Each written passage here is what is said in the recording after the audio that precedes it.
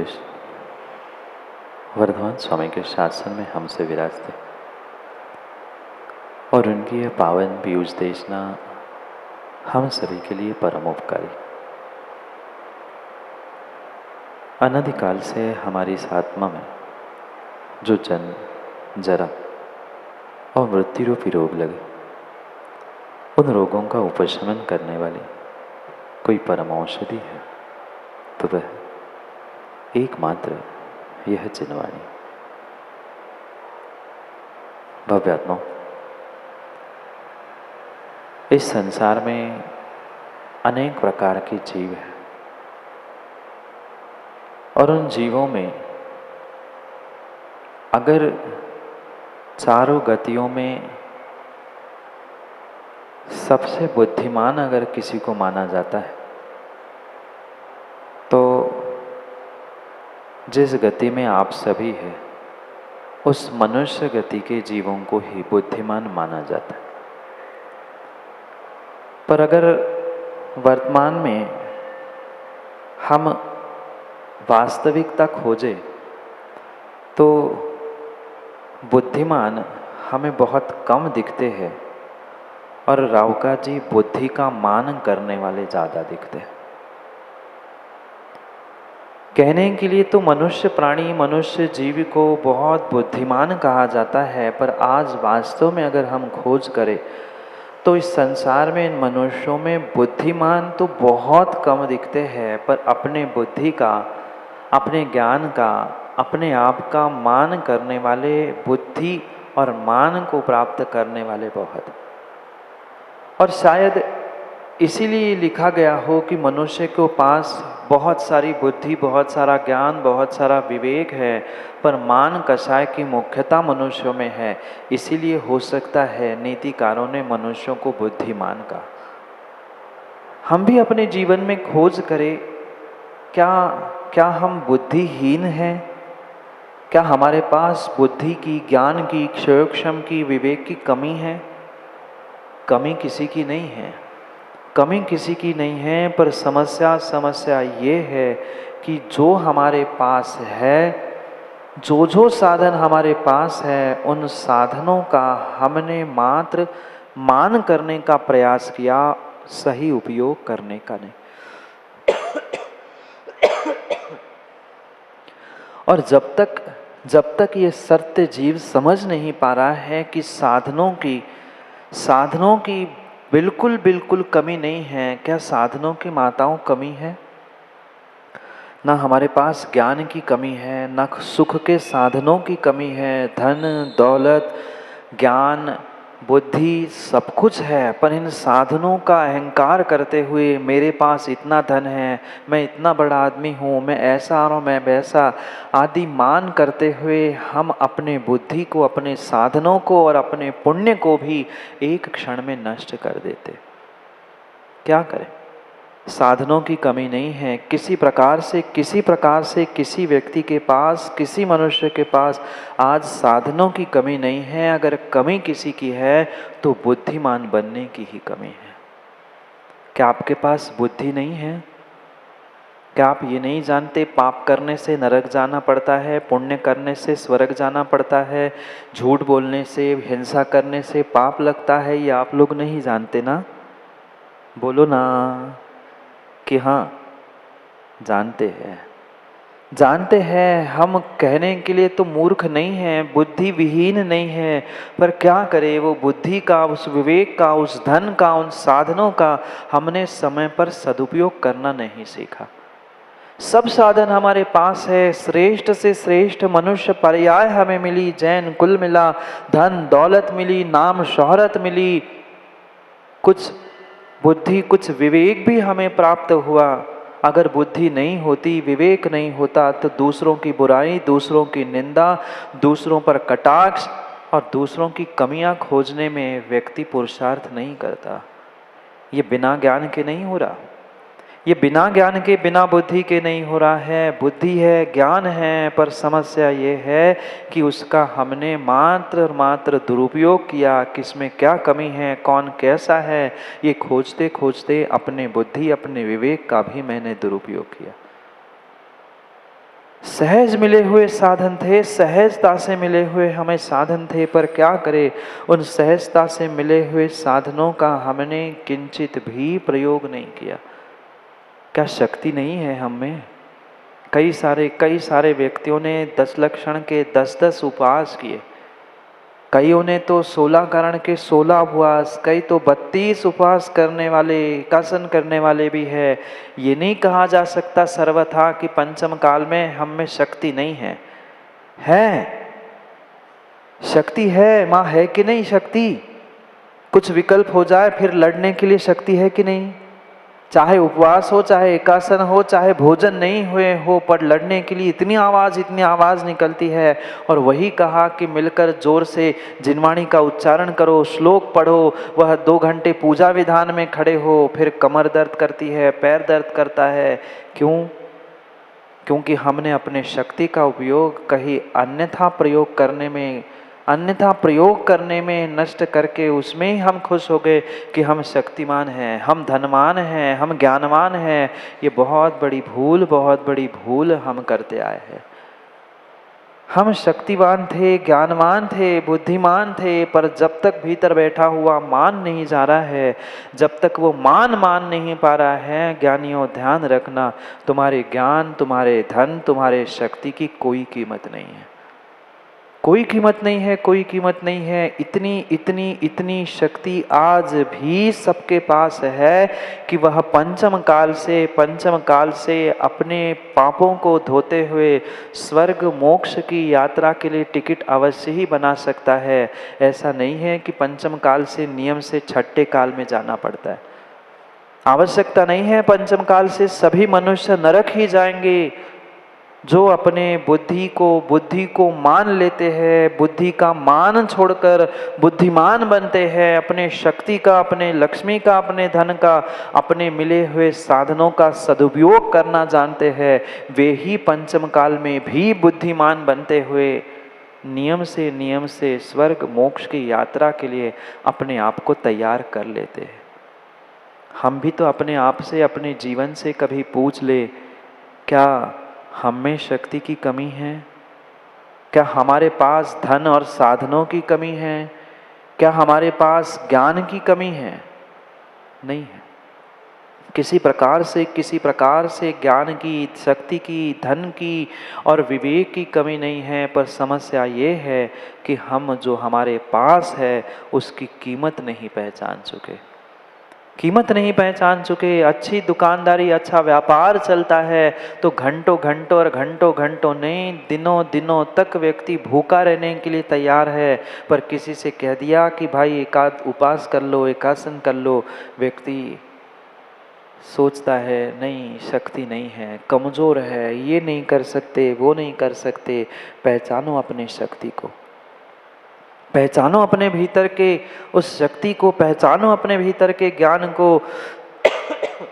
तभी तो हम बुद्धि का मान छोड़ते हुए, साधनों का मान छोड़ते हुए अपने जीवन में कभी बुद्धिमान बनने का प्रयास कर सकते। करो। पंचम काल का एक ऐसा समय है और पंचम काल के ऐसे समय में ये दुर्लभ मनुष्य पर्याय, दुर्लभ जैन धर्म जो आपने प्राप्त किया है, ज्ञानियों विश्वास मानना, पिछले पर्याय का कुछ तीव्र पुण्य उदय में आया है कि सब साधन तुम्हें उपलब्ध है, धन, दौलत, ज्ञान, बुद्धि, शक्ति, विवेक, सच्चे देव शास्त्र गुरु का सानिध्य, ये सब कुछ हमें सहजता से मिल रहा है। ये पिछले पर्याय की तपस्या का ही फल है जो हमें ये सब कुछ मिल रहा है। पर इसका प्रयोग हमने किसके लिए किया? किसके लिए बुद्धि का प्रयोग किया? कहीं जीवों को मारने के लिए, कहीं जीवों की निंदा करने के लिए, कहीं जीवों की हिंसाओं के लिए आज हर इंसान की, हर मनुष्य की बुद्धि प्रवृत्त हो रही है। और यही तुम्हें छठे काल और नरक में ले जाने के लिए निमित्त बनने वाली। हम कभी तो अपने स्वयं के जीवन के बारे में सोचे कि हमें ये जो जीवन मिला है किसके लिए मिला है, ये साधन मिले हैं किसके लिए मिला है, ये जो कुछ भी मिला है ज्ञानियों ध्यान रखना मात्र और मात्र हमें अपने आत्मा का कल्याण करने के लिए और जीवन को सुधारने के लिए ही मिला है। क्या करें हम अपने आपनों को धन दौलत धर्म और ये साधन मिलने के कारण से पुण्यात्मा तो मानते हैं, पुण्यात्मा धर्मात्मा घोषित करने का भी प्रयास करते हैं, पर ध्यान रखना मात्र धन दौलत नाम शोहरत और ये साधन मिलने से कोई पुण्यात्मा नहीं हो सकता। कोई पुण्यात्मा नहीं हो सकता जो वास्तव में विवेक पूर्वक अपने साधनों का सदुपयोग करना, समय का सदुपयोग करना जानता है, वो ही संसार में पुण्यात्मा हो सकता है। अन्यथा तुम कितना ही धर्म और कितना ही पुण्य दिखावे के लिए करते रहना, वो मात्र कुछ क्षण का है, मात्र कुछ क्षण का है। जो समझदार है, जो बुद्धिमान है, जो ज्ञानी है, वह एक एक समय एक एक मिनट अपना जब उसे फ्री समय मिलता है, खाली समय मिलता है, वह कहीं न कहीं सच्चे देव शास्त्र गुरु के समीप पहुंचकर उसके सत्संग से पुण्य प्राप्त करने का प्रयास करता है। हम अपने आप से पूछे हमारे नगर में हमारे घर के पास सच्चे देवशास्त्र गुरु होने पर भी माताओं हमने कितना आनंद सत्संग का लेने का प्रयास किया और कितना राग द्वेष और कसायों में उलझ में तेरा मेरा अपना पराया करते हुए हमने अपने समय अपने पुण्य को नष्ट कर दिया। दूसरों को झांकना, दूसरों को पहचानना, दूसरों को समझाना बहुत आसान होता है, पर अपने स्वभाव को अपने परिणति को समझना इस संसार में बहुत कठिन हुआ करता है, बहुत कठिन हुआ करता है। और वही पुरुषार्थ हमें करना है अपने जीवन को नेक बनाने के लिए। अपने जीवन को नेक बनाने के लिए हमें यही पुरुषार्थ करना है कि जैसे बने जो हमें साधन उपलब्ध है, ये पुण्य भी बहुत बड़ा साधन है, बहुत बड़ा साधन है। श्रावकों ध्यान रखना, जिस श्रावक कुल में आपने जन्म लिया है, जिस जैन धर्म में आपने जन्म लिया है, ये पुण्य भी तुम्हें कल्याण करने के लिए, तुम्हारे जीवन को नेक करने के लिए बहुत बड़ा साधन है। पर हमने पुण्य का कितना सदुपयोग किया, ये जो वचन हमारे मुख से निकल रहे हैं, जो हमें ये पंचेंद्रिय पर्याय प्राप्त हुई है, सच्चे देवशास्त्र गुरु धन ज्ञान बुद्धि, ये जो कुछ भी मिली है मात्र और मात्र पुण्य की बदौलत ही मिली है। पर उस पुण्य को किसमें हमने नष्ट कर लिया। अपने जीवन के एक एक दिन एक एक मिनटों को हम समझे ना कि किस कदर हमने अपने समय को नष्ट किया है पाप और पाप कमाने में। बुद्धि मिली थी, ज्ञान मिला था, धन मिला था, पर उसका उपयोग हमें पुण्य कमाने में, धर्म की रक्षा करने में करना था। पर कितनी आज तक हमने धर्म की रक्षा की और धर्म के नाम पर ही हिंसा झूठ चोरी आदि करते हुए धर्म को, अपने भीतर के धर्म को हमने नष्ट किया। ये ध्यान रखना, जैन धर्म डूबने वाला नहीं है, उसका कुछ नुकसान होने वाला नहीं है, पर मेरे भीतर जो धर्म था, मेरे भीतर जो पुण्य था, उस एक एक पुण्य की कणिका को हम पाप करते करते नष्ट करते आए हैं। और शायद आने वाले समय में भी, बोलो क्या करना है, नष्ट ही करना है ना, नहीं करना है। जो भूल हो चुकी उस भूल को धीरज भाई हमें सुधारने की आवश्यकता है। किसके पास साधनों की कमी है किसी के पास जम्बूजी साधनों की कमी? किसी के पास नहीं है। जो लगभग जैन कुल में जन्मा है, बिरला ही कोई वह 1-8% कोई ऐसा श्रावक कोई व्यक्ति होगा जिसके पास साधनों की कमी है। आज सबके पास सब साधन है, और मैं तो कहता हूँ धन दौलत से भी बढ़कर साधन है कि सच्चे देवशास्त्र गुरु धर्म और तुम्हें विवेक बुद्धि मिली है, शक्ति मिली है, इससे बड़ा साधन क्या हो सकता है। पर सब साधन होने पर भी कितने कितने अपने आप को, अपने जीवन को, अपने समय को उस आत्म कल्याण के लिए, धर्म मार्ग पर लगाने के लिए, आत्म धर्म की सुरक्षा करने के लिए व्यतीत कर रहे हैं, और कितने राग द्वेष कसाय इसकी पुष्टि करते हुए पाप कमा रहे हैं। मैं पुनः कह दूं, दूसरों को मत देखना, दूसरों के जीवन में भी झांक कर मत देखना, हम अपने ही जीवन में झांक कर देखें कि हमारा जीवन आज तक कैसा था, आज तक हमारा जीवन कैसा था, और हमें आने वाले समय में अपने जीवन को कैसे बनाना है। अगर नेक जीवन बनाना चाहते हो, नेक जीवन बनाना चाहते हो, तो जो फेक जीवन, दिखावे का जीवन, हमारा दिखावे का धर्म चल रहा था, उससे कुछ हटकर हमें जीवन में सीखना भी होगा, सीखना भी होगा। मात्र ज्ञान होने से, बुद्धि होने से, साधन होने से काम नहीं होता। किस समय पर उस ज्ञान का, किस समय पर उस धन का कैसा सदुपयोग करना है, शक्ति का कैसा प्रदर्शन करना है, इस पर तय होता है कि तुम्हें जीवन में सफलता मिलेगी कि नहीं मिलेगी।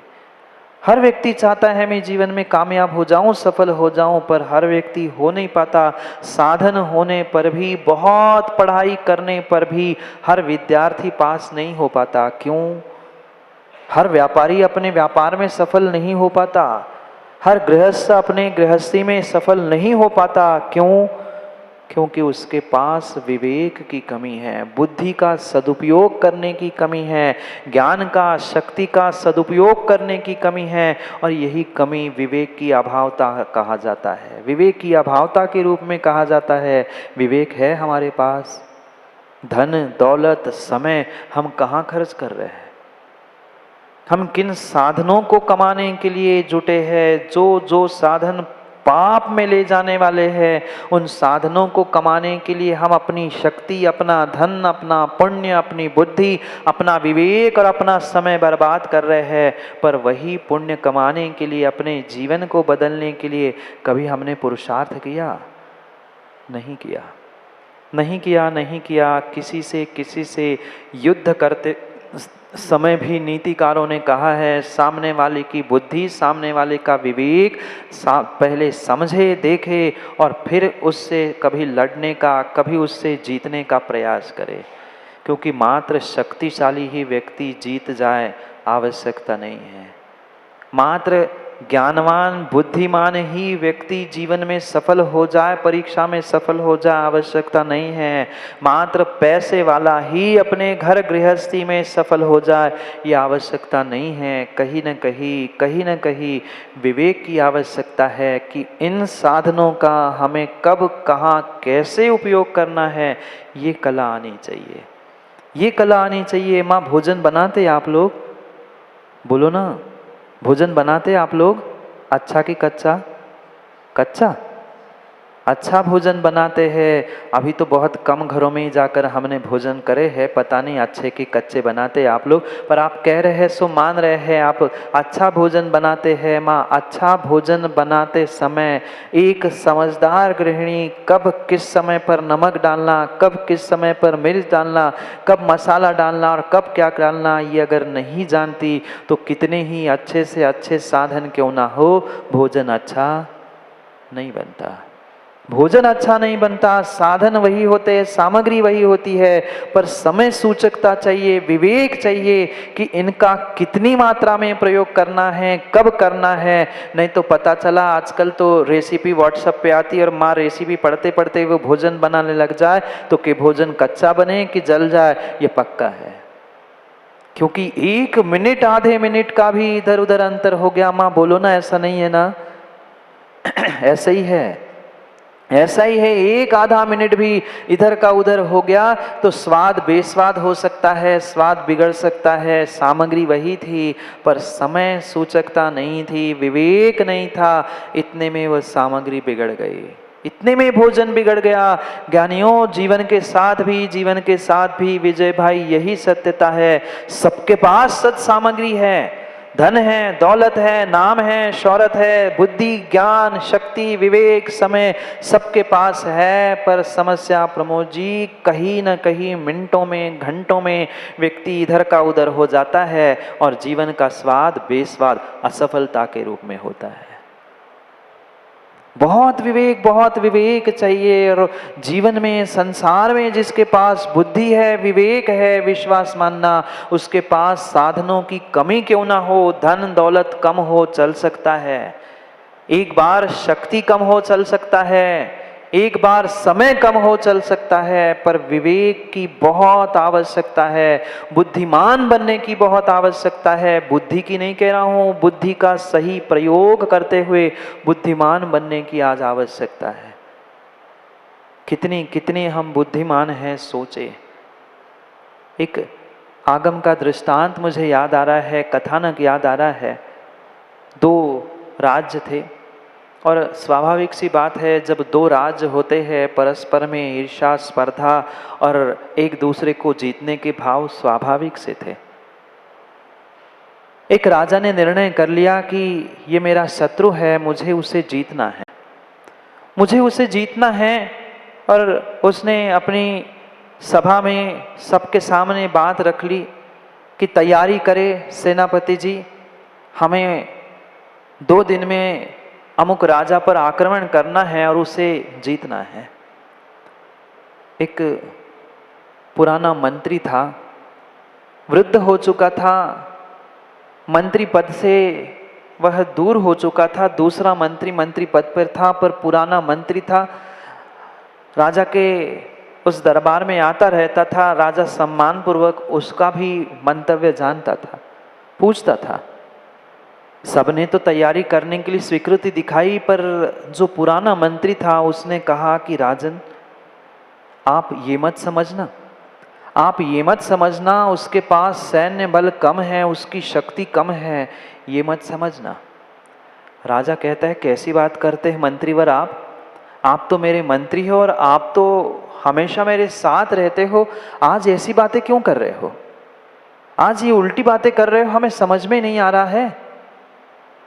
मंत्री ने कहा, राजन मैं मात्र मंत्री ही नहीं, आपका पुरोहित भी था, आपका वैद्य भी था, बहुत कुछ ज्ञान, बहुत कुछ बुद्धि मेरे पास थी और आप उसके प्रत्यक्ष प्रमाण हैं। इसलिए बस मेरी एक विनय है, मेरी एक रिक्वेस्ट है, मेरी एक प्रार्थना है कि राजन आप युद्ध करने के लिए, मैं आपको नहीं रोक रहा हूँ, पर युद्ध करने से पहले उस राजा की बुद्धि की परीक्षा करना। कहता, कैसी बात कर रहे हैं मंत्री, आज पहली बार मैं आपको देख रहा हूं कि आप मुझे अच्छा कार्य करने से पीछे खींच रहे हो। पुनः मंत्रीवर कहते हैं कि मंत्री राजन, मैं आपको बिल्कुल भी हताश नहीं कर रहा हूँ, आपके उत्साह को भी नष्ट नहीं कर रहा हूँ, पर इतना कह रहा हूँ कि सैन्य बल लड़ाना बहुत आसान होता है, पर अगर शक्ति कम होने पर भी, साधन कम होने पर भी, अगर वह राजा, उसका मंत्री, उनके पुरोहित, उनके नागरिक थोड़े भी बुद्धिमान होंगे तो हमारी लाखों की सेना भी उन हजारों की सेना के सामने परास्त हो सकती है। राजा भी विचार करने लगा कि ये पुराना मंत्री है, ये सलाह दे रहा है तो कुछ ना कुछ रहस्य तो अवश्य होगा ही होगा, क्यों ना हम इसकी बात मान ले, 2 दिन की जगह 8 दिन बाद युद्ध करें। राजा ने कहा, मंत्रीवर बोलो, पुरोहित जी बोलो, वैद्य जी बोलो, हम करें क्या, कैसे परीक्षा करें, कुछ कारण बताएं, कुछ तरीका बताएं, तो हम फिर आगे की बात और आगे का निर्णय करें। मंत्री ने कहा, ठीक है राजन, मैं एक छोटा सा अंजन बनाकर, थोड़ा सा अंजन जानते आप लोग, आँखों में आँचा जाता था पहले ज़माने में, आजकल तो पता नहीं क्या क्या साधन हो गए हैं, कितने अशुद्ध साधनों से और क्या क्या अपने कलेवर को चमकाते हैं, बात अलग है। वह अंजन शुद्ध वैद्य था, जानता था। उसने कहा कि हमें 1 दिन का समय दो, हम कुछ ऐसा द्रव्य अंजन बना के दे रहे हैं, आप समाचार के साथ राजा के पास पहुंचा देना, उस शत्रु के पास पहुंचा देना।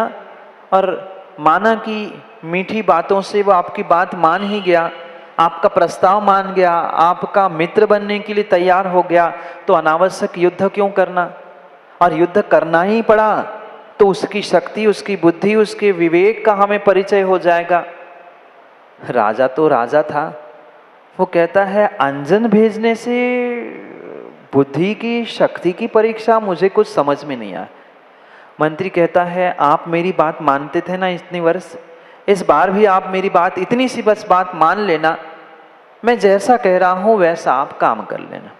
राजा ने कहा ठीक है, मंत्री ने इतने वर्ष राज्य की सेवा की है, हमारे लिए सहकार दिया है, तो क्यों ना उसकी बात मान ले। राज्य के और मेरे विरुद्ध ये काम पक्के में नहीं करेगा। कुछ सोच समझ कर ही उसने किया होगा।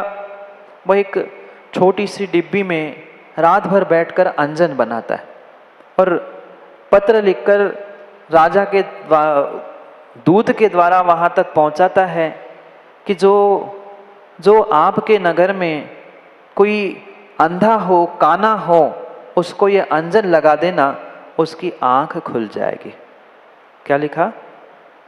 जो आपके नगर में कोई अंधा हो, किसी की आंख नहीं खुलती हो, जिसको नहीं दिखता हो, उन सबको ये अंजन लगा देना, उसकी आंख ठीक हो जाएगी। और आंख ठीक हो गई तो आप ये समझना हम मित्र बनने के लिए तैयार हो सकते हैं। क्यों ना हम पास में रहते हैं, हम मित्र बनकर रहे। राजा ने जो पत्र दूत के द्वारा पहुंचाया, बहुत बड़ा अंजन नहीं, मात्र और मात्र दो आंखों में अंजन डल जाए, इतना ही थोड़ा सा अंजन छोटी सी डिब्बी में उस वैद्य ने बनाया और उतना ही पहुंचा दिया। जैसे ही वह अंजन दूत के द्वारा उस शत्रु पक्ष राजा के पास पहुंचता है, राजा के हाथ में पहुंचता है, राजा पत्र पढ़ता है और अचंभे में पड़ जाता है, ये क्या बात है? उस राजा को क्या पड़ी, मेरे नगर में कौन अंधा है, कौन काना है, कौन क्या है, उसको क्या जरूरत पड़ी? वो ये चाहता क्या है? जैसे ही दरबार में वो बात रख ही रहा था कि ये अंजन की डिब्बी आई है, ये पत्र आया है, उनका ऐसा समाचार आया है, उस राज्य का एक पुराना वैद्य, उस राज्य का जो पुराना वैद्य था, वह तुरंत उठकर खड़ा होता है कि राजन, मेरी आंखें कमज़ोर हो चुकी है और लगभग 70-80% मेरी आंखें काम करना बंद कर चुकी है। क्यों ना वो अंजन आप मुझे दे दो, क्यों ना वो अंजन मुझे दे दो, मैं और भी लोगों की सेवा कर सकता हूँ। पर राजा पूछता है कि मुझे बात समझ में नहीं आई कि ये अंजन की डिब्बी भेजी क्यों है? उस राजा को क्या पड़ा मेरे नगर में कौन अंधा है, कौन कैसा है? वैद्य कहता है राजन, बहुत वर्षों से आपकी और आपकी राज्य की मैं सेवा करते करते अपनी आंखों को खराब कर चुका हूँ, ये अच्छा अवसर आया है, आप मुझ पर छोड़ दो, मैं देख लूँगा। मंत्री भी खड़े होकर कहते, वैद्य जी आप सोच समझ कर विचार कर लो, अगर कुछ गड़बड़ हो गई, वो तो शत्रु है, वो तो हमें जीतना चाहता है, और कुछ गड़बड़ हो गई और उसने अगर आंख पूरी ही चली गई तो क्या होगा? वो कहता है आप चिंता नहीं करो, फूटेगी क्या फूटेगी, वैसे ही मेरी फूट चुकी है, 80-90% तो दिखना बंद ही हो चुका है, 10% और बंद हो जाएगी, और क्या होगा। वह वैद्य वास्तव में विवेकवान था, बुद्धिमान था, वो जानता था कि ये राजा जो शत्रु पक्ष था वो हमला करना चाहता है, जीतना चाहता है, और युद्ध करने से पहले शक्ति का, बुद्धि का वह पुरुषार्थ करते हुए परीक्षा करना चाहता है कि राज्य में कोई ऐसा ज्ञानी पुरुष तो नहीं है कि जो हमारे एक का जवाब 100 के रूप में दे दे। वह शक्ति और विवेक की, बुद्धि की परीक्षा करने के लिए अंजन भेजा है। जैसे ही वह अंजन की डिब्बी खोलता है, देखता है ये तो मात्र 2 आंखों के लिए है, और राजा कहता है जितने अंधे हो सबके काम में आ जाएगा। वो वैद्य कुछ क्षण विचार करता है और राजा से कहता है कि राजन, बस एक आज की रात का समय मुझे दे दो, कल मैं आपको इसका पूरा रहस्य बता दूंगा। राजा भी दूध से वो समाचार मतलब दूध से वो समाचार पत्र अंजन की डिब्बी देता है, सम्मान के साथ दूध को वापस भेज देता है। और इधर वैद्य अपनी तैयारी करने लगता है। समझदार था, ज्ञानी था, विवेकवान था, बुद्धिमान था। अगर अगर आप में से कोई होता ना रावका जी, तो वो दोनों अंजन लेकर आंखों में डाल देता। खुश होता कि चलो मेरी दोनों आंखें खुल गई। पर वो इतना विवेकवान था, इतना विवेकवान था, इतना विवेकवान था, वह वैद्य उसने पहले एक एक अंजन की सलाह खाली, उससे एक आंख अपनी खोल दी। जो अंजन बना था वास्तव में आंख और दृष्टि खोलने ही वाला था। उसने उस अंजन को उठाया, एक आंख खोल दी, दोनों आंखें बंद ही होने की कगार में थी, पर एक आंख वास्तव में उसकी खुल गई। 100% उसको एक आंख से दिखने लगा। अब वो विचार करने लगा, अगर दूसरी सलाखा अंजन की लेकर मैं आंख में लगा लूंगा, दोनों आंखें खुल जाएगी, पर उस राजा को उत्तर कैसे दूं? उसको क्या उत्तर दूं? उसके सामने तो मैं झुक गया दोनों आंखें खोलकर। उसने कहा नहीं नहीं, ये आंखों में लगाने की जगह जो थोड़ा सा अंजन दूसरी आंख में लगाने की उतनी ही क्वांटिटी का उतना सही बचा था, वह सलाखा को उस अंजन की डिब्बी में डालता है और आंखों में लगाने की जगह अपने जीभ पर फेर लेता है, अपने जीभ पर लगा लेता है। क्योंकि वह वैद्य था। मुख पर, जिह्वा पर आने वाले स्वाद से ही वह जान लेता है इसमें क्या क्या मिला है, और 2 मिनट में उसका पूरा फॉर्मूला वह जीभ के स्वाद के माध्यम से बना लेता है। आप भी तो बहुत सारे साहेबगंज वाले जड़ी बूटी बेचने वाले हो, खुशबू से ही जागे जी पहचान लेते हो कि गाड़ी में क्या रखा है।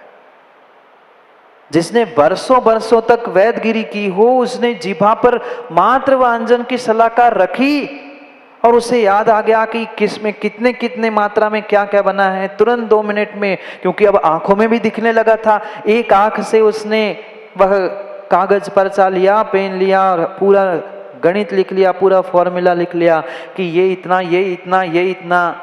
और एक आंख के माध्यम से रातों रात मात्र जो शत्रु ने इतनी सी डिब्बी भेजी थी, उस वैद्य ने इतना डिब्बा भरकर अंजन बनाया। कितना बनाया? भेजा इतना सा था, पर इतना डिब्बा भरकर उसने अंजन बनाया। और दूसरे ही दिन अपने दूध के साथ पत्र लिखकर राजा के माध्यम से पहुंचा दिया। राजा को समझाया, राजन देखो मैंने काना होना स्वीकार कर लिया, क्योंकि एक आंख से दिखना काना अशुभ माना जाता है, पर मैंने राज्य के लिए बहुत बड़ा कार्य किया। ये आंख खोलने के लिए नहीं, ये आंख खोलने के लिए भेजा गया अंजन नहीं था, वह बुद्धि खोलने के लिए भेजा गया अंजन था। ये परीक्षा थी आपकी, ये परीक्षा थी राज्य की कि अगर हमला करेंगे तो जीत पाएंगे कि नहीं जीत पाएंगे। अब मैंने उत्तर तैयार किया है, बस मेरी प्रार्थना है ये डिब्बा भर अंजन पत्र के साथ भेज दो। आपके चुटकी भर अंजन का ये डिब्बा भर जवाब है, आप जैसा करना चाहे हम सबके लिए तैयार है। इतना लिखकर राजा के माध्यम से उस दूसरे राजा के पास जैसे वह डिब्बा भर अंजन पहुंचा, वह मंत्री जो वैद्य था, जिसने वह चुटकी भर थोड़ा सा अंजन बनाया था, उसने कहा, राजन इसके साथ आप कभी भी जीत नहीं सकते। जब तक उसके नगर में ऐसे मंत्री, ऐसे वैद्य है, आप कभी भी उसे परास्त नहीं कर सकते। भले ही आपको लग रहा है कि वो शक्ति में कमजोर है, धन दौलत में कमजोर है, पर उसके पास बुद्धि और विवेक का इतना बड़ा खजाना है। वही सबसे बड़ा बुद्धिमान है, जो समय पर वह आने वाले अवसरों का कार्य को सफल बनाने के लिए पुरुषार्थ करता है।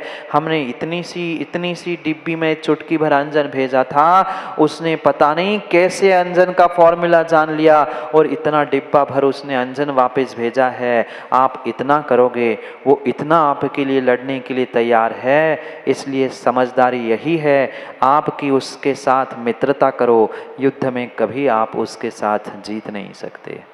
जीत नहीं सकते, जीत नहीं सकते। अगर अगर अगर किसी से लड़ना भी है, किसी से नीरज भी युद्ध भी करना है, तो ध्यान रखना पहले उसकी बुद्धि की परीक्षा कर लेना, क्योंकि संसार में अगर कोई श्रेष्ठ है, संसार में अगर कोई श्रेष्ठ धन है, तो उसे नीतिकारों ने बुद्धि कहा है। ये धी ही धन है, और इस धी रूपी बुद्धि रूपी धन का विवेक पूर्वक जो प्रयोग करता है वही धनवान, वही बुद्धिमान कहलाता है। बाकी तो बुद्धि का मान करने वाले बहुत सारे संसारी जीव है, और वही सच्चा पुण्यात्मा, वही सच्चा धर्मात्मा हुआ करता है, जो मिले हुए साधनों का समय पर सदुपयोग करना जानता है। नीतिकार आचार्य भगवंत काम कुमार नंदी महाराज आज 2 श्लोकों के माध्यम से हमें पुनः उस नीति सुधा बिंदु ग्रंथ के माध्यम से समझा रहे हैं कि अगर ऐसे बुद्धिमान तुम बन सकते हो, इतनी सी दवाई को इतना सारा बना सकते हो, इतने सारे साधन को, इतने से साधन को इतना कर सकते हो, इतने से धन को इतना सारा बना सकते हो, तो ही तुम पुण्यात्मा बनकर अपने जीवन को नेक बना सकते हो। अन्यथा तुम्हारा जीवन फेक है, अन्यथा तुम्हारा जीवन फेक है। ऐसे भी जीव देखे गए हैं संसार में, वह पिता की करोड़ों की संपत्ति मिली पर संभाल नहीं पाए, और ऐसे भी जीव मिले जो रोड पर थे, वह करोड़पति भी बनते देखे गए। ये बुद्धि का प्रयोग है, ये विवेक का प्रयोग है, और वही श्रेष्ठ है जो इन साधनों का सही तरीके से प्रयोग करता है। हमें धन किस में लगाना है, हमें अपनी शक्ति को कहाँ लगाना है, हमें अपने समय को कहाँ लगाना है, हमें अपने बुद्धि को कहाँ लगाना है, यही बात आज 2 श्लोकों के माध्यम से कह रहे हैं। कल से प्रयास करेंगे कि आपको भी उन श्लोकों को पढ़ने का मौका मिले। आज हम मात्र पढ़ते हैं, आप श्रद्धा से हाथ जोड़कर सुनने का प्रयास कर लेना।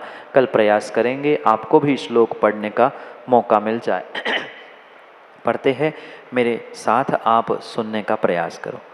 लक्ष्मी ही परोपकाराय विद्या चात्म विवेकदा शक्तिस्तु धर्म रक्षायै यस्य धीमान स उच्यते पुण्य का पुण्यमर्जन्ति पातकं तो खलाखिल बुधा सत्संगमर्जन्ति स्वभावस्तत्र कारणम्। बहुत अच्छी बात कह रहे हैं। लक्ष्मी सबके पास है, धन दौलत सबके पास है, शक्ति भी सबके पास है, विद्या समय सब कुछ सबके पास है, पर उसमें से बुद्धिमान कौन, समझदार कौन, ज्ञानी कौन? मात्र ज्ञान होने से कोई ज्ञानी नहीं होता, धन होने से कोई धनी नहीं होता, विद्या होने से कोई विद्यामान नहीं होता, शक्ति होने से कोई शक्तिमान नहीं होता। तो कौन है जो लक्ष्मी परोपकाराय, जिसकी लक्ष्मी, जिसका धन, जिसकी संपत्ति पर के उपकार के लिए है। परोपकाराय यानी दूसरों का हित करने के लिए, दूसरों की मदद करने के लिए है। वही लक्ष्मी, वही धन उसका श्रेष्ठ है। ऐसा उपयोग करने वाला ही धीमान, वही धीमान स उच्यते, वही श्रेष्ठ धीमान है, वही श्रेष्ठ बुद्धिमान है, जो मिले हुए लक्ष्मी का, मिले हुए धन का, मिले हुए साधनों का पर के उपकार के लिए सदुपयोग करता है। परोपकाराय विद्याच आत्म विवेकता, विद्या मिली, ज्ञान मिला, वह सब कुछ मिला, पर विवेक नहीं है कि कब कहाँ क्या बोलना है, कब हम कहाँ खड़े हुए हैं। सभा का मर्यादा का ध्यान नहीं, हमारे पद का ध्यान नहीं है, पर बोले जाना ये आपका ज्ञान काम का नहीं है। क्योंकि विद्या ज्ञान स्व विवेकता, जो विवेक को प्रदान करती है, वही विद्या, वही ज्ञान ही, वही तुम्हारे लिए बुद्धिमान बनाने के लिए निमित्त है। नहीं तो हजारों सैकड़ों ग्रंथों का अध्ययन करने वाले भी संसार में हैं। ऐसे ऐसे ज्ञानी हैं, एक एक शब्द टीका का उनको रटा हुआ है। ग्रंथ के कौन से पृष्ठ में कौन से आचार्य भगवान ने कौन सी टीका में क्या शब्द का प्रयोग किया है, पर कहाँ क्या बोलना ये विवेक नहीं है। किस काम की विद्या, किस काम का ज्ञान, कोई काम का नहीं, कोई काम का नहीं, कोई काम का नहीं है। इसलिए विद्या स्व विवेक को देने वाली है तो ही वह धीमान है। शक्ति हिस्तु धर्म रक्षायै। शक्ति किसके लिए? लड़ने के लिए, झगड़ने के लिए, कसाय करने के लिए नहीं। आज हर इंसान, हर व्यक्ति, चाहे धन हो, बुद्धि हो, शक्ति हो, सबका प्रयोग, सबका प्रयोग, सबका प्रयोग मात्र अपनी कसाय की, अहंकार की पुष्टि करने के लिए, लड़ने झगड़ने के लिए, राग द्वेष के लिए कर रहा है। वह सच्चा बुद्धिमान है ही नहीं है, वो बुद्धि का मान करने वाला है। बुद्धिमान तो वो है जो धर्म रक्षायै शक्ति ही, जो अपने शक्ति का प्रयोग धर्म की रक्षा के लिए करता है, धर्मात्मा की रक्षा के लिए करता है। हम अपने आप से पूछे ना, हमारा धन, हमारी विद्या, हमारी शक्ति हमने आज तक किसमें व्यय कर दी, किसमें खर्च कर दी?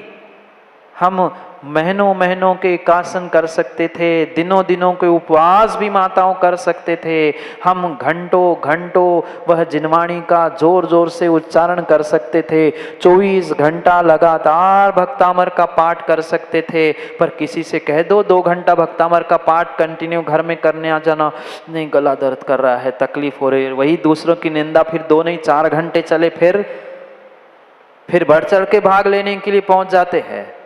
वहाँ हमारे पास समय है, वहाँ हमारे पास समय है, वहाँ हमारे पास समय है जहाँ किटी पार्टी होती है, जहाँ दुनिया भर की इधर उधर की बातें होती है। वहाँ जाने के लिए तो हमें वह त्योहार के दिनों में, पर्व के दिनों में, छुट्टी के दिनों में समय मिलता है। पर वही कहा 10 दिन निकाल के शिविर में, 10 दिन निकाल कर अपने धर्म ध्यान में लगाओ, वहाँ समय नहीं है, वहाँ समय नहीं है। ये पुण्यात्मा और पापात्मा का लक्षण यहाँ बता रहे हैं। पुण्या का पुण्य मार्जंती, जो पुण्यशाली जीव है हर समय हर मिनट खोज करता है कि जिससे मुझे पुण्य मिले। समय मिला माला फेर रहे, समय मिला सत्संग प्राप्त कर रहे, समय मिला स्वाध्याय कर रहे। किसकी बात चल रही? आपकी नहीं, पुण्यात्मा की। आप हो तो आप जानो, पर आप निर्णय करना कि हमने अपना समय, अपनी शक्ति किस में व्यर्थ कर ली। धन दौलत, वह पता नहीं किन किन पार्टियों में और क्या क्या आज कितनी गदर मची है, पर उसमें तो खर्च करने के लिए समय, शक्ति, पुण्य, धन सब कुछ तैयार है। पर धर्म के लिए, अपने जीवन को बदलने के लिए हमारे पास थोड़ा भी समय नहीं है क्या माताओं? बोलो ना, है क्या? बोलो ना। अभी पता चल जाए किट्टी पार्टी है, इनकी तरफ से भोजन है, ये गिफ्ट मिलने वाली है, देखो यहाँ हॉल में बैठने की जगह कम पड़ेगी। और यही पता चल जाए कि वह सत्संग हो रहा है, धर्म का ज्ञान मिल रहा है, हमें कुछ सुनने के लिए, जीवन बदलने को मिले, कौन सुनेगा? घर की जिम्मेदारी है महाराज जी, ये संभालना है महाराज जी, वो करना है, हो गया कल्याण, हो गया कल्याण। पुण्य का पुण्य मार्जंती, निश्चय से पुण्यात्मा जीव, पुण्यशाली जीव पुण्य को ही खोजता है। पातकम तू ढाला किल, और जो दुष्ट मनुष्य है, पापी मनुष्य है, वह हर समय मंदिर में बैठकर भी एक दूसरे की बुराई करो, इसको देखो, इससे राग, इससे द्वेष करते हुए पाप का ही अर्जन करता है। मैं नहीं कह रहा हूं, यहां लिखा है। नहीं तो मेरे से लड़ने के लिए आ जाए धीरज भाई, महाराज आप हमारी क्यों कहते? मतलब हम किसी की नहीं कहते, यहाँ जो लिखा है वो बता रहा हूँ। अपनी स्वयं की पहचान स्वयं करो। पुण्यात्मा पुण्य को ही प्राप्त करता है, विवेकवान विवेक से कार्य करते हुए पुरुषार्थ करता है, और पापी जो दुष्ट मनुष्य है ना, वह अच्छे में भी बुराई ही खोजता है, अच्छे में भी बुराई खोजता है। उसको कोई धर्म प्रभावना से हुआ कार्य कभी अच्छा नहीं लगता, उसमें में भी कहीं ना कहीं फटे में टांग अड़ाकर बुराई और निंदा करने के अलावा कुछ नहीं करता। आप लोगों ने तो बहुत सारे व्हाट्सएप सुने होंगे ना 15-20 दिनों में, पढ़े भी होंगे। पहचान करना अपने आप की और उन व्यक्तियों की, कौन सज्जन है, कौन पुण्यात्मा है और कौन दुष्ट है। अच्छाई कभी वह नहीं बताना चाहता, क्योंकि उसकी आदत ही है कि पुण्य में भी पाप खोजे और पुण्यात्मा पाप में भी पुण्य खोजकर अपना अपना कल्याण करके चला जाता है, और पापी पुण्य में भी, धर्म में भी, पुण्य कार्यों में भी कहीं ना कहीं कमी खोजकर उसकी खामियां ही खोजता है। अरे इनकी ये कमी है, उनकी ये कमी है, उनने ये नहीं पूछा, उनने ये नहीं किया। ये दुष्ट मनुष्य की प्रवृत्ति है। पातकम तू खाला किल, पातक जो है यानी पापी जो है, जो दुष्ट मनुष्य है, वह हमेशा हमेशा हमेशा वह ऐसी ही गलतियों को, पापों को और कमियों को ही खोजते खोजते पाप का अर्जन करता है, पाप का ही अर्जन करता है। हम अपने लिए सोचे, हमें अच्छाई में अच्छाई कितनी दिखती है और अच्छाई में बुराई कितनी दिखती है। जो सज्जन पुरुष है, जो पुण्यात्मा है, वह गलत कार्य में भी कहीं ना कहीं अच्छाई खोजता है। नहीं, वो तो अच्छा करना चाहते थे, फिर गलती हो गई। पर गलत व्यक्ति, दुष्ट व्यक्ति अच्छे श्रेष्ठ कार्यों में भी कहीं ना कहीं कमियां खोजता है। ऐसा क्यों हुआ, ये क्यों नहीं किया, इनको क्यों किया, ये कहीं ना कहीं कसाय का परिणमन करते हुए जो उसका स्वभाव बन चुका है, ज्ञानी का, विद्वान का, बुद्धिमान का, वो वैसा ही स्वभाव उसके लिए फल दे रहा है। बुधा सत्संग मर्जंती, जो ज्ञानी हैं, बुद्धिमान हैं, धीमान हैं, वह कभी न कभी समय निकालकर सत्संग मर्जंती, सत्संग को प्राप्त करना चाहता है। देव शास्त्र गुरु कहीं ना कहीं मौका खोजता है, कहीं ना कहीं मौका खोजता है कि मुझे मौका मिले, मुझे मौका मिले, मुझे मौका मिले। जो समय मिला है, जैसा समय मिला है, मुझे समय मिल जाए, मुझे सच्चे देव शास्त्र गुरु की सेवा आराधना करने का मौका मिल जाए।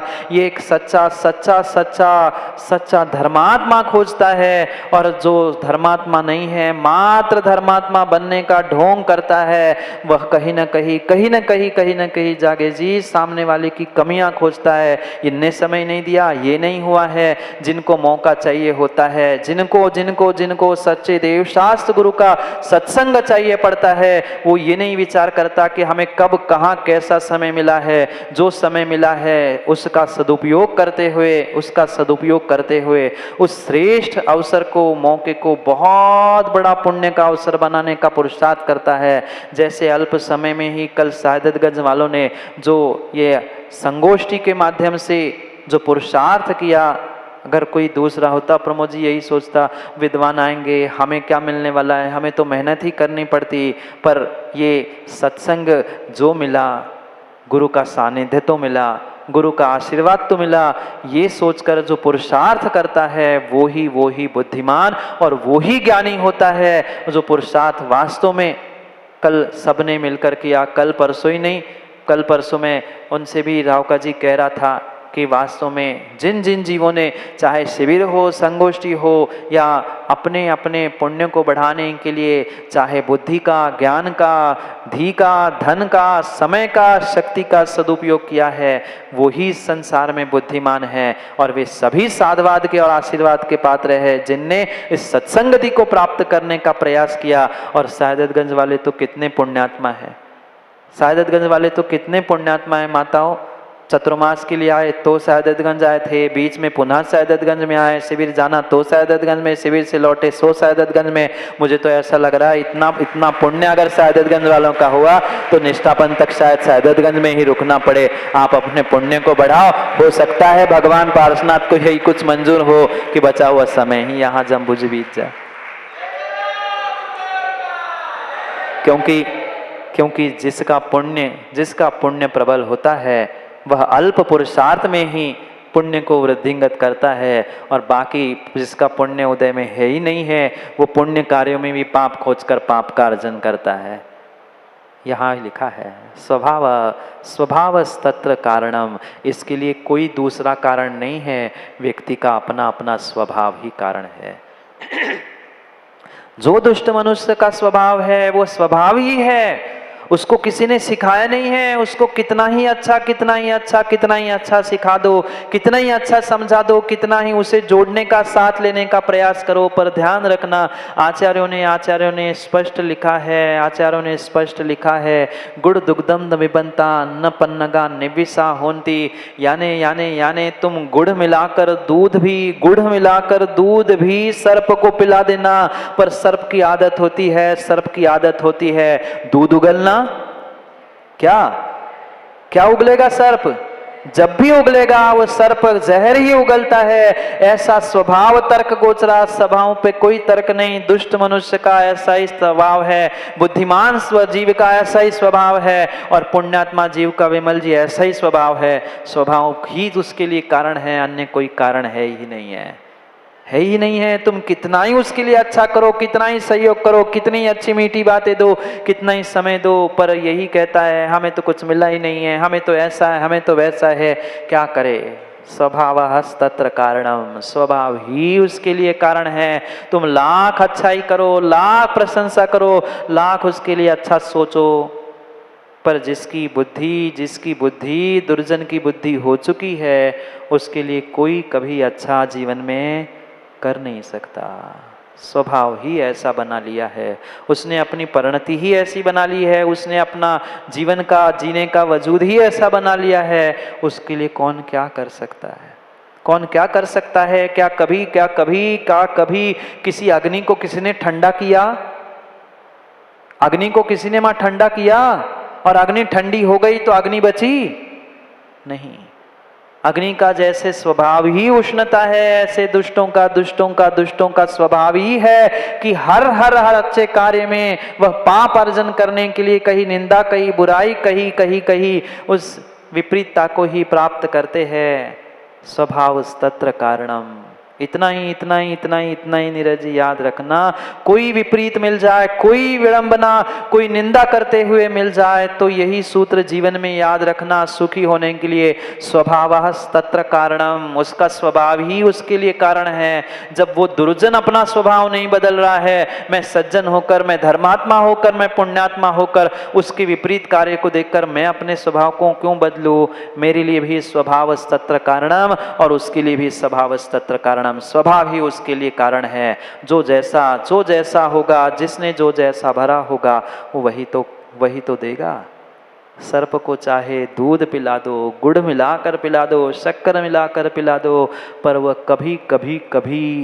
कभी दूध, कभी मीठा उगलेगा ही नहीं। वो जब भी उगलेगा जहर ही उगलेगा, जब भी उगलेगा जहर ही उगलेगा। इसलिए दुर्जन नहीं, सज्जन बनो, और मात्र सज्जन नहीं, बुद्धिमान भी बनो, तभी बुद्धिमान बन सकते हो। जो मिले हुए धन दौलत रूपी साधन आप परोपकार के लिए प्रयोग में लाओगे, जो आपको बुद्धि और जो ज्ञान विद्या मिली है, वह विवेक से प्राप्त करो। और ऐसा विवेक जैसे उस वैद्य ने विवेक का परिचय देकर डब्बा भर वह अंजन भेजा था, ऐसा प्रयोग करो ना। सामने वाला भी विचार में पड़ जाए, अरे इससे मैं लड़ूं तो कैसे लड़ूं, मैं इससे जीत ही नहीं सकता। जो शक्ति मिली है ज्ञानियों, परस्पर में लड़ने में मत खर्च करो। आज कितनी बड़ी विडंबना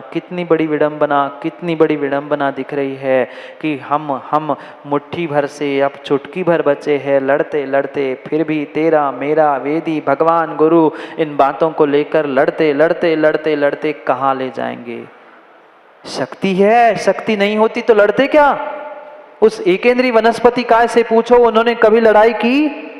कभी नहीं की, क्योंकि शक्ति ही नहीं है। तुम्हारे पास मन है, 5 इंद्रियां है, इतनी बड़ी शक्ति है, उस शक्ति का कितना बुरा दुरुपयोग कर रहे हैं। कहने के लिए तो हम धर्म की रक्षा कर रहे हैं, कहने के लिए गुरु की रक्षा कर रहे हैं, पर धर्म की रक्षा लड़ाई और हिंसा करने से नहीं होती। गुरु की जिनवाणी की रक्षा लड़ाई करने से, युद्ध करने से, हिंसा करने से होती ही नहीं है। अपनी कसायों की पुष्टि लड़ाई से हो सकती है, युद्ध से हो सकती है, पर ज्ञानियों ध्यान रखना, लड़ाई झगड़ों में कहीं से किसी प्रकार से धर्म की रक्षा हो ही नहीं सकती। जहाँ लड़ाई है, जहाँ लड़ाई है वहाँ ध्यान रखना हमारे धर्म की ही क्षति है, धर्मात्मा की ही क्षति है।